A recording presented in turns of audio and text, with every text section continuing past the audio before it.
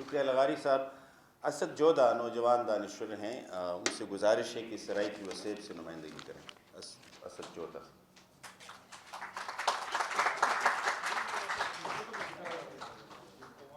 ठीक सारी गाल थी गई है तो मैं कोई स्कॉलर कहानी ते तकरीबन स्कॉलर तकरीबन हर पहलू ते गाल रख दी है। मैं बोली दे सिर्फ थोड़ा इंदी कलोनियल जेडी लिगेसी है उर्दू दी उंदे उत्ते गाल करन चाहसा। उंदी हिस्ट्री ते पोस्ट कलोनियल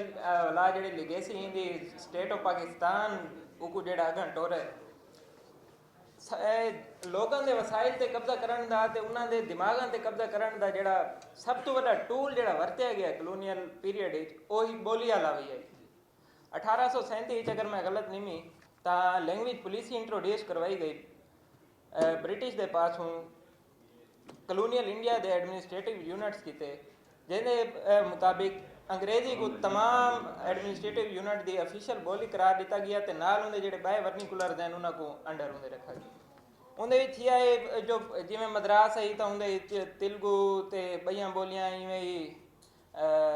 बम्बे प्रेसिडेंसी जो मतलब सिंधी उनका हिस्सा तो सिंधी उनकी बोली उथा कोई एक्सेप्ट किया गया नाल मराठी ते गुजराती को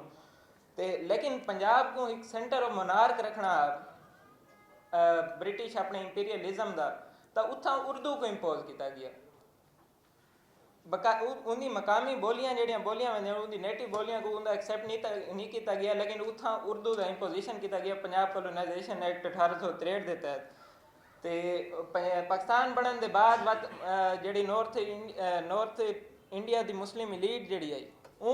कलोनियल लिगेसी को अगर टुरेंदे हुए पाकिस्तान दी सिंध वादी दी कदीम धरती के उत्ते इत्थों दी तल वतनी बोलियां ते इत्थों दी तारीखी कौमां को निगेट करेंदे हुए उर्दू की imposition as a national language की थी।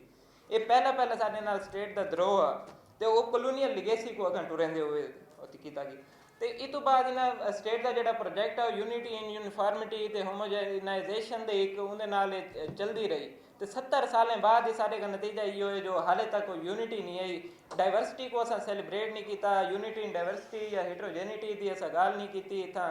जेड़ा कि पोस्ट कलोनियल स्टेट से बहुत सारी मिसालें इंडिया की मिसाल दी गई है इवें साउथ अफ्रीका की दी गई है। उन्हें मल्टीलिंगुअलिज्म को अपने मीडिया स्टेट मीडिया तालीमी निसाब उनके जरिए प्रमोट किया है। पैन अफ्रीकन लैंग्वेज कमीशन बनाए स्वीडन की है पई मुख्तलिफ कौम की जुबान है। खैर पाकिस्तान बनने जेडे उर्दू की इंपोजिशन की गई तो पहली उनके खिलाफ शुरू से ही तो बंगाली भाषा आंदोलन मूवमेंट आई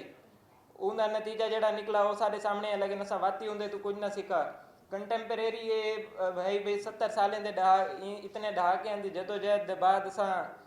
2015 ते 2017 नेशनल लैंग्वेजेस बिल पेश किए तो वो ही मिसालियत का शिकार थे वो सारे सामने कर हूँ क्लाइमेट चेंज का जोड़ा शिफ्ट है मौजूदा तो ग्लोबल साउथ जिंदे तो ज़्यादा इफेक्टिव है तो हूँ कंटेम्परेरी नवी जी